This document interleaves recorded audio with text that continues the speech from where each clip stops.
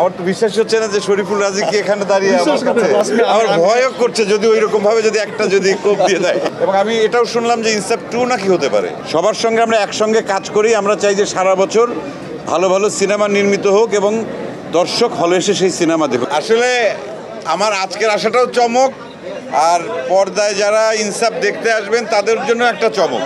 তা সেই চমকটা আমরা না বলি, যারা হলে আসবেন, যারা ইনসাফ দেখবেন তারা শেষ চমকটা দেখতে পারবেন যে চমকটা আসলে কি। আমি নিজে এসে নিজে চমকিত হয়েছি সব কিছু দেখে, কারণ দুর্দান্ত লেগেছে সত্যি কথা। সঞ্জয়ের কাজ, রাজের অভিনয়, ফারিনের অভিনয়, টোটাল টিম, বাবু ভাই ছিলেন, তারপর আমাদের নিধি আছে এখানে, নিধির ব্যাকগ্রাউন্ড স্কোর সব কিছু মিলিয়েই মানে অন্য এক ধরনের ফিল পাচ্ছিলাম। এবং অ্যাকশন সিকোয়েন্সগুলো তো আমার কাছে দুর্দান্ত লেগেছে। এবং আমার তো বিশ্বাস হচ্ছে না যে শরীফুল রাজি কি এখানে দাঁড়িয়ে আমার কাছে আমার ভয়ও করছে যদি ওইরকম ভাবে যদি একটা যদি কোপ দিয়ে দেয়। খুব ভালো লেগেছে, খুব ভালো লেগেছে। আমি ইনসাফের মানে প্রডিউসার থেকে শুরু করে ডিরেক্টর, যারা যারা কলাকুশলী যারা ছিলেন সবাইকে আমার ভালোবাসা। এরপরে আরও ভালো একটা ছবি হবে।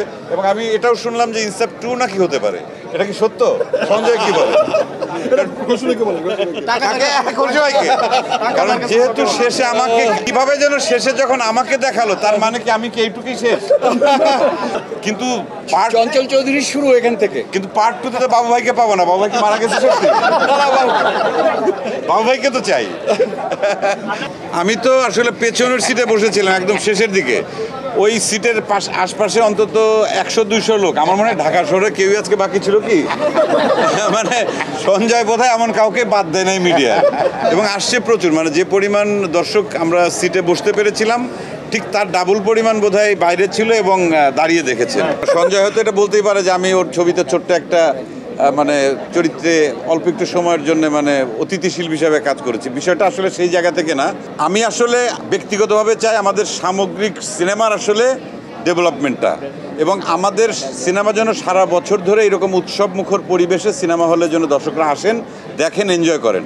শুধুমাত্র 2 ঈদকে কেন্দ্র করে আর বাকি 8 মাস ফাঁকা থাকলো, সিনেমা হল বন্ধ থাকলো, সেটা যেন না হয়। সেক্ষেত্রে সবাই আমরা সবার সঙ্গে আমরা একসঙ্গে কাজ করি। আমরা চাই যে সারা বছর ভালো ভালো সিনেমা নির্মিত হোক এবং দর্শক হলে এসে সেই সিনেমা দেখুক। এবং সেই জায়গার থেকে কিন্তু আমি তুফান সিনেমাতেও সাকিবের সঙ্গে কিন্তু গেস্ট অ্যাপিয়ারেন্স বাবু হয়েছিলেন তুফানে, আমিও ছিলাম।